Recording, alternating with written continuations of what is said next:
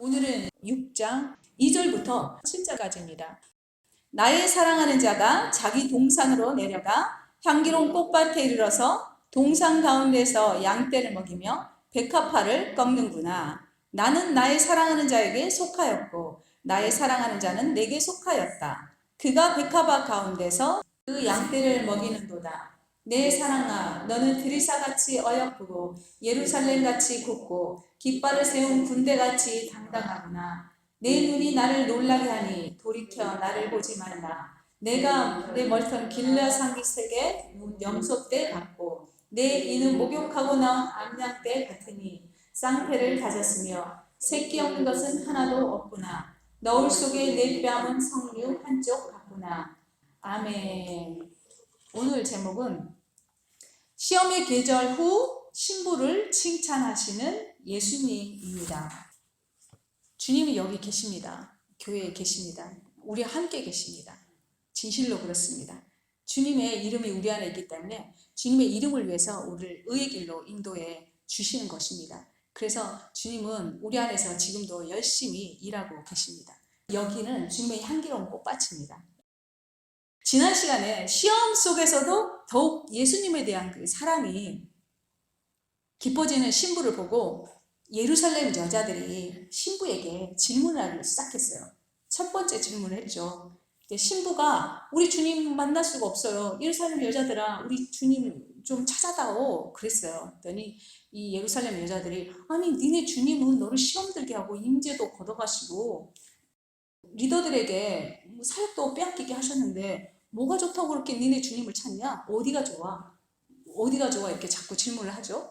그때 이제 신부는 예수님의 아름다운 형상에 대해서 그 예루살렘 여자들에게 얘기해 주게 됩니다. 그러면서 신부가 시험에 들지 않고 더욱더 주님께 가까이 가는, 더 사랑에 더 깊어지는 이 신부의 사랑의 헌신을 보고 아가서 6장 1절에서 예루살렘 여자들이 두 번째 질문이 시작됩니다.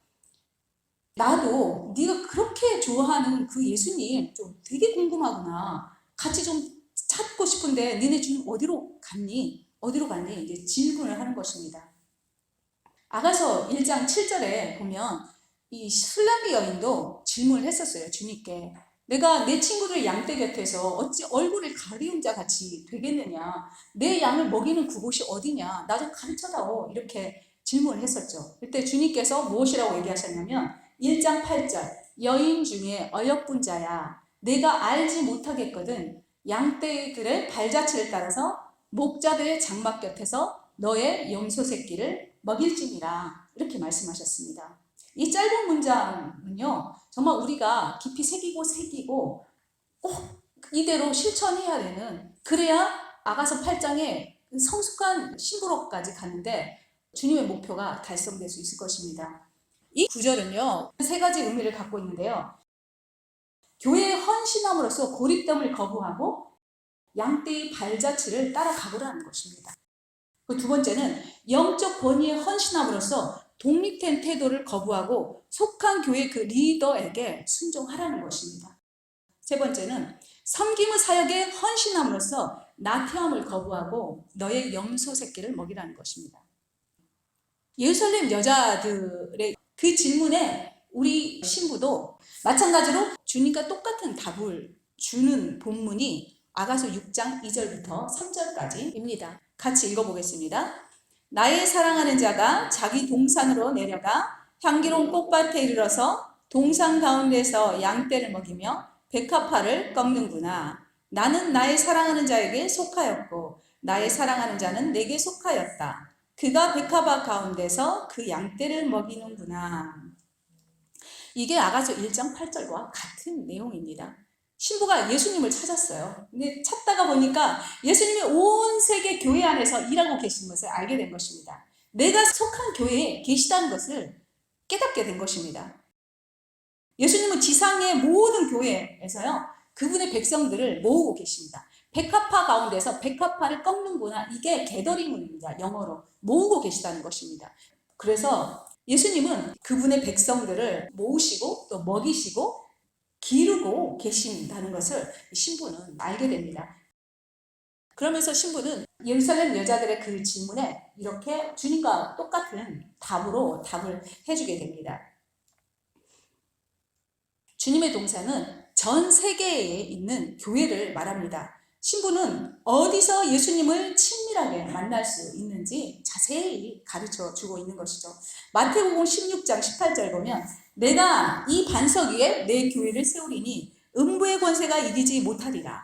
베드로의 고백입니다. 반석이 무엇인가? 주는 그리스도시요 살아계신 하나님의 아들입니다. 이 고백 자체가 반석이 된다는 것입니다. 이 고백이 그럼 우리의 전신갑주가 되는 것이겠죠. 이 고백을 하는 우리와 교회에는 음부의 권세가 침범하지 못한다는 것입니다. 이 고백에 세워진 초대교회는 그야말로 하나님의 이름이 너무나도 그 임재가 강력해서 손수고로 만진 것만 해도 병이 나았고요. 그리고 날마다 구원받는 숫자가 더해져 갔다고 합니다. 기적과 이적이요, 일상적인 무적 함대였었습니다. 교회가 탄생하기 전부터 예수 이름을 믿는 그들을 말살하려고 했죠. 주는 그리스도시여 살아계신 하나님의 아들입니다 고백하면서 그들은요 끝까지 죽음을 불사하고라도 죽기까지 주님의 그 말씀을 고백하면서 신앙을 고백하면서 쭉 갈 때 그들을 통해서 교회의 생명력이 이어져 왔고 그들이 가는 곳마다 예수님이 함께 교회를 세우셨고 함께 주의 백성들을 양육하고 키우셨습니다. 주님은 교회 안에 계십니다. 이곳에 함께 계십니다. 신부는 아가서 6장 2절 상반절 나의 사랑하는 자가 자기 동산으로 내려가 향기로운 꽃밭에 이르러서 라고 나오죠. 꽃밭은 이제 꽃밭들이라고 해요. 복수로 나와요. 그리고 앞부분은 자기 동산으로 내려가서 동산은 단수형입니다. 그러니까 전 세계의 이 교회 하나로 보는 거죠. 이 교회가 주님의 동산이라는 것입니다. 이 교회 안에는요 여러 가지 이제 꽃밭들이 있는 것입니다. 5장 하반절에 신부가 예루살렘 여자에게 예수님에 대해서 알려줄 때 예수님의 뺨은 향기로운 꽃밭 같고 향기로운 푸른 언덕과도 같다라고 얘기합니다.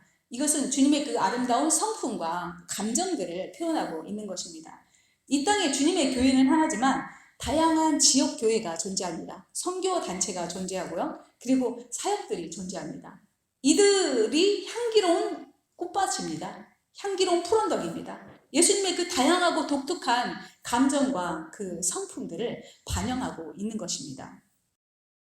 이것을 부르심이라고도 표현해도 되겠죠? 교회마다 하는 사역이 다르고 선교단체도 각각 다양한 모양으로 이제 사역이 다르고 또 그 교회 안에서도 각각 직임대로 사역이 다르잖아요. 이것들이 우리의 부르심이면서 주님의 성품과 감정들을 반영하는 것이라고 보는 것이죠.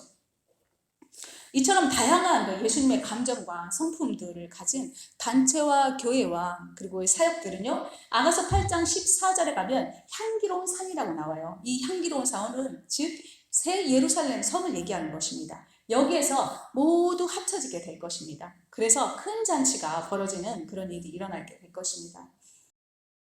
이제 아가서 6장 4절부터는요 예수님이 오랜 침묵을 깨시고 신부의 아름다움에 대해서 칭찬하시며 노래를 해주십니다. 세 가지로 비유하며 칭찬하십니다. 6장 4절 같이 읽어볼까요? 내 사랑아 너는 드르사같이 어여쁘고 예루살렘같이 곱고 깃발을 세운 군대처럼 당당하구나. 성 어거스틴은요 우리가 갈망해야 될 칭찬은 사람의 칭찬이 아니요 그 누구의 칭찬이 아니라 하나님의 칭찬이라고 했습니다. 아멘입니다. 예수님은 신부의 아름다움을 아가서 7장 6절에서 9절로 가면 더 완벽하게 칭찬하시게 되는데 이것은 성령님의 역사로 인해서 더욱 아름다워진 그 신부를 기뻐하시는 것입니다. 우리는 주님께 내 사랑입니다. 6장 4절에 나오죠. 내 사랑아. 우리 함께 따라서 해볼까요? 내 사랑아. 나는 주님의 사랑입니다. 네, 믿습니까? 아멘. 주님의 사랑입니다. 믿어보시면 기쁨이 솟아날 것입니다. 예수님은 신부가 디르사처럼 예쁘다고 칭찬하십니다. 이 디르사는요 도시예요. 여호수아가 이제 정복하기 전에는 옛날 가나안의 수도였다고 해요. 굉장히 고대 시대의 매력적인 도시 중에 하나였고 북왕국의 수도이기도 했었어요.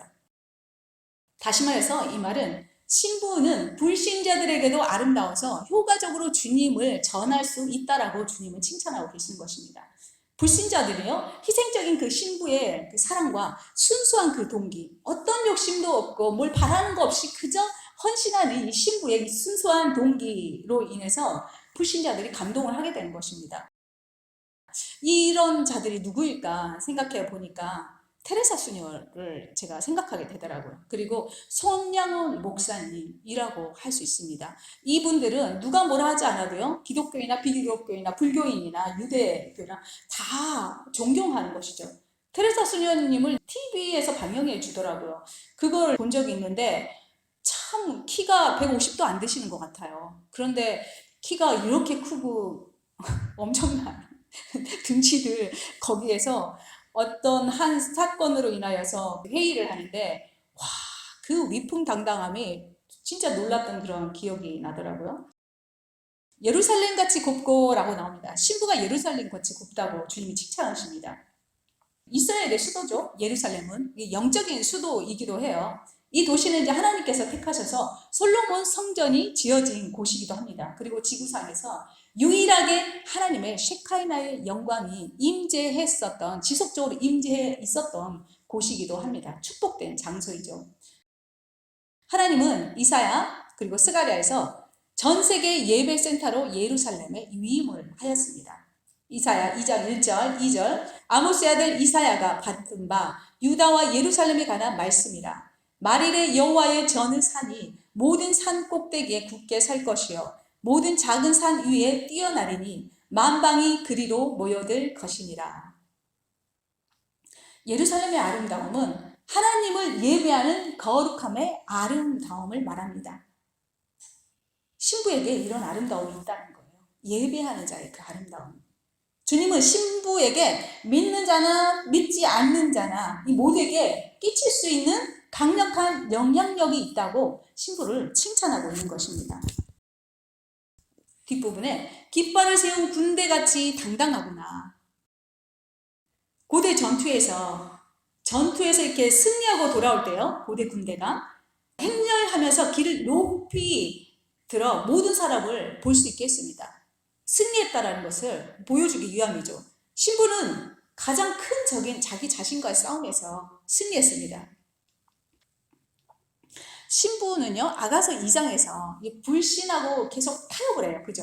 두려움과 타협을 해요. 그림자들이죠, 그런 것들이. 그런 것과 타협을 하지만 이제 신부에게 그 타협과 두려움의 그림자는 싹 사라졌습니다.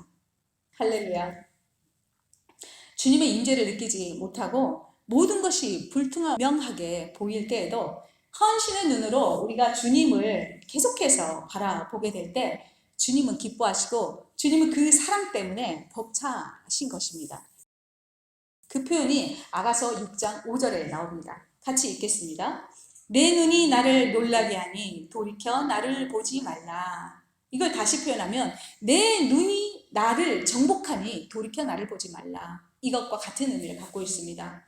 이 구절은 성경 본문 중에서 가장 위대한 성명문 중에 하나라고 합니다. 문자 그대로 예수님께 눈을 돌리라는 것이 아닙니다. 이것은 주님의 시적인 표현인데요. 신부의 아낌없는 사랑을 말씀하시는 것입니다. 신부의 눈에는 예수님을 향한 강렬한 사랑으로 지글지글 지금 불타고 있는 것입니다. 누가 주님의 마음을 정복하겠습니까? 예수님의 마음을 누가 정복합니까? 산과 바다와 우주와 만물이 있습니다. 그들의 우리가 볼 때 삼라만상을 볼 때 얼마나 위대하다고 느낍니까? 그것 자체가. 근데 그것을 하나님이 만들었음에도 불구하고 우리는 또 순간적으로 그것의 위대함에 눌리기도 하잖아요. 그러나 그런 것들도 주님의 마음을 정복하지 못합니다. 역사상 가장 위대한 용사이신 예수 그리스도는요, 그 시험 가운데서도 주님을 신뢰하면서 나아가는 신부의 사랑에 정복되고 압도되신다는 것입니다. 우리에게 주어진 가장 위대한 영광은요, 나의 나됨이죠. 우리가 우리의 됨은요, 우리가 바로 하나님의 마음을 감동시킬 수 있는 자라는 것에 있습니다. 연약한 중에 진실로 하나님께, 예수님께 사랑을 고백하는 자, 그러니까 상한 마음 그대로 주님께 나아가는 자에 의해서 주님은 정복되신다고 말씀하고 계십니다. 다윗이 많은 죄를 지었지만 내 마음에 합한 자라는 칭호를 얻게 된 데는 여기에 이유가 있는 것입니다. 그가 잘하는 거 하나도 없다고? 맞습니다. 그런데 그에게 잘하는 거 하나가 있어요.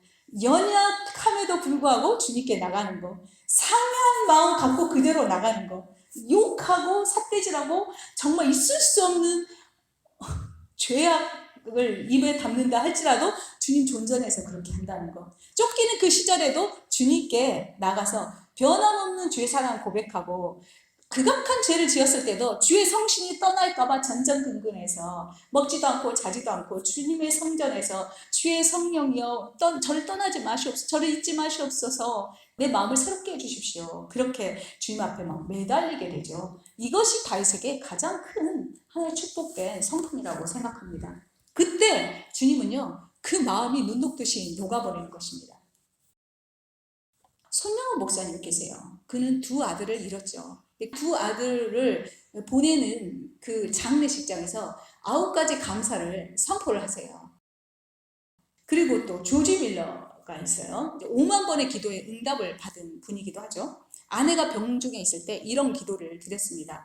오 나의 아버지, 나의 사랑하는 아내의 생명은 주님의 손에 있나이다. 삶을 통해서나 죽음을 통해서 주님은 아내와 저를 위해서 가장 좋은 일을 하실 것입니다. 아내가 몹시 아픕니다. 주님이 원하시기만 하면 저희 아내를 일으키실 수 있습니다. 그러나 주님이 어떻게 하시든지 주님의 거룩하신 뜻을 완전히 흡속하게 계속 받아들이도록 도와주옵소서. 이런 기도를 계속 하고 있었습니다. 그러나 결국 아내는 죽었습니다. 64세 되었을 때. 그 아내 그 장례식 때 조지 밀러는 시편 119편 68절의 그 말씀을 본문으로 해서 세 대지로 나눠서 설교를 합니다. 시편에 주는 선하사 선을 행하시오니 주의 율례들로 나를 가르치소서, 이 말씀입니다. 첫째 대지에서는 아내를 나에게 주신 주님은 선하시고 선을 행하셨다는 것입니다. 두 번째 대지는 그렇게 오랫동안 아내와 함께 살게 해주신 주님은 선하시고 선을 행하셨다는 것입니다. 세 번째 대지는 아내를 데려가신 주님은 선하시고 선을 행하셨다는 것입니다. 주님의 마음이 어떠셨을까요? 이것을 보고 조지 밀러에게 주님은 완전히 마음이 빼앗겨 버리는 것입니다. 정말 정복되고 압도당하신 것입니다. 오직 신부만이 주님의 마음을 빼앗을 수 있는 것입니다. 시험 가운데 신부는요, 사실 아무것도 느끼지 못했었어요. 그러나 이 시험을 돌파해 나가는 이 신부를 바라보는 주님은요, 너무나 많은 것을 느끼고 계셨다는 것입니다. 시험 가운데서 우리가 드리는 주님을 향한 그 사랑은요, 우리가 생각한 것보다 훨씬 값지고 소중한 것입니다. 시험은 주님의 마음을 정복하는 도화선이 되어주기도 합니다. 제가 이제 섬기고 있는 우리 꼬마들이 있죠. 근데 저는 꼬마들의 그 손가락, 몸놀리, 말 한마디가 너무나 소중해요. 이 말로 인해서 이 아이의 그 감정을 반추해보고, 유추해보고, 또 이 아이가 그 다음 행동이 무엇을 할 것인가, 또 이 아이가 무엇을 원하는 것에 대해서 제가 고민하고 생각하고 그 다음 주에는 그것을 위해서 준비하게 돼요.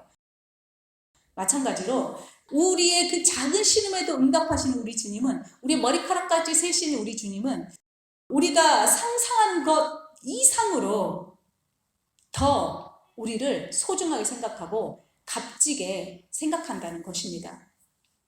신부는 시험 가운데 있었기 때문에 자기 자신의 나의 사랑이 주님께 미치는 영향력에 대해서 그렇게 크게 인식하지 못하고 있었어요. 시험 가운데서 주님의 임재를 거둬갔기 때문에 느낄 수가 없었죠. 주님의 임재가 없는 그 순간들은 참으로 고통스러운 것 같아요. 이 땅에 사는 동안 우리는 죽을 때까지 예수님이 우리에게 얼마나 사랑을 갖고 있는지 또 우리는 주님께 얼마나 많은 영향을 미치는지에 대해서 우리는 끝까지 모를 것입니다. 예수님께서 가나안 여자를 거절한 것처럼 보였었어요. 그럴 때 예수님은요, 그 여자의 대답을 듣고 이렇게 말씀하셨습니다. 마태복음 15장 28절, 예수께서 대답하여 가라사대 여자야 내 믿음이 크도다. 주님은 놀라신 것입니다. 이 여자의 믿음에 대해서 놀랐습니다. 그러나 이 가나안 여인은 끝내 몰랐겠죠. 아가서 6장 5절부터 7절까지 같이 읽겠습니다. 내 머리털은 길라산 기슭에 누운 염소떼 같고 내 이는 목욕장에서 나온 암양떼 곧 새끼 없는 것은 하나도 없이 각각 쌍태를 낳은 양 같고 너울 속에 너의 뺨은 석류 한쪽 같구나. 네, 신부에게 성숙함을 묘사하기 위해서 예수님은 머리털, 이, 그리고 뺨을 통해서 세 가지의 신부의 성품을 강조하고 계십니다. 머리털은 우리가 알다시피 신부의 헌신을 얘기합니다. 이는 씹어야 되죠. 주의 말씀 안에서 사는 생활을 얘기합니다. 뺨은 거룩한 감정들을 얘기하고 있습니다. 예전에 이 신부에게 이런 미덕이 생겨날 것을 4장에서 주님은 약속하시면서 예언을 주셨죠. 바로 그 성품이다. 4장 1절부터 3절까지 나오죠. 이제 이 미덕들이요, 신부의 삶에서 꽃이 피든 성숙하게 되었다고 주님은 얘기하시는 것입니다. 되었습니다. 지금 6장입니다. 2장 만에 된 겁니다. 2장. 우리 이틀 만에 되기를 예수 이름으로 선포합니다. 할렐루야. 여러분 어떻습니까? 이 아가서의 여정대로 저는 같이 가고 있는 것도 있고 훨씬 느린 것도 있고 그래요. 여러분은 어떤지 신부의 계절과 같이 가고 있는지 한번 생각해 보시기 바랍니다.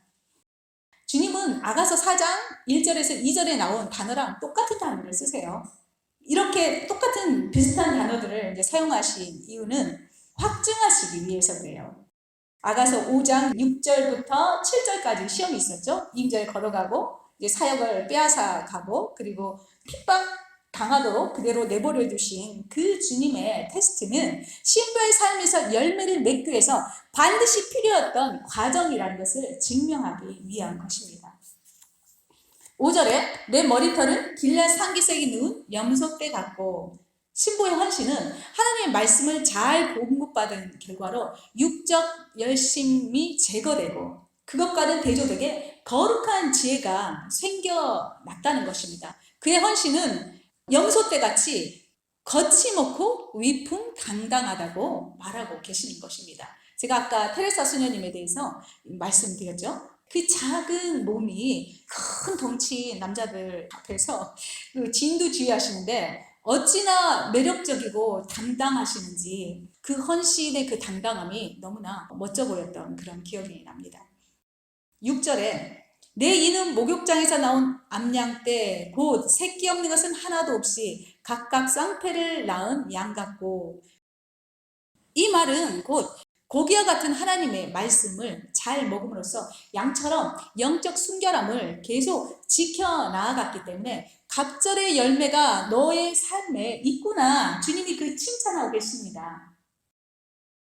하이드 베이커가 1997년 그때쯤 모잠비크에 갔어요. 제가 10년 전에 책을 읽었을 때 모잠비크에서만 7천 교회가 개척이 됐어요. 그런데 지금은 전 아프리카, 모든 아프리카에서 하이드 베이커를 콜하고 있고 전 아프리카를 순회를 하고 있어요. 이의 사역이 참으로 이 여기에 6절에 나온 쌍태를 낳은 양 같은 이 사역인 것입니다. 주님은 이것에 대해서 칭찬하고 계신 것입니다. 7절에 너울 속에 내 뺨은 석류 한쪽 같구나. 뺨은 감정의 창문을 얘기하죠. 신부에게는 이제 두 마음이 없습니다. 세상 한 발, 교회 한 발, 주님께 한 발이 아니라 세상에 대한 것이 사라지면서 오직 주님을 향한 거룩한 감정들만 남았다라는 표현입니다. 누가 보지 않든 보든 상관없이 하나님 앞에 은밀하고 진정한 교제를 누리게 되었음을 예수님은 칭찬하고 계시는 것입니다. 주님은 우리를 이 여정으로 계속 이끌어가고 계십니다. 우리 모두가 신부의 여정을 성공적으로 마치게 되어서 새 예루살렘 성에서 가장 예수님과 가까이 진짜 예수님 가는 곳마다 따라다니는 그런 정말 최정예부대 특전사 신부가 될 수 있기를 예수의 이름으로 축복합니다. 기도하시겠습니다.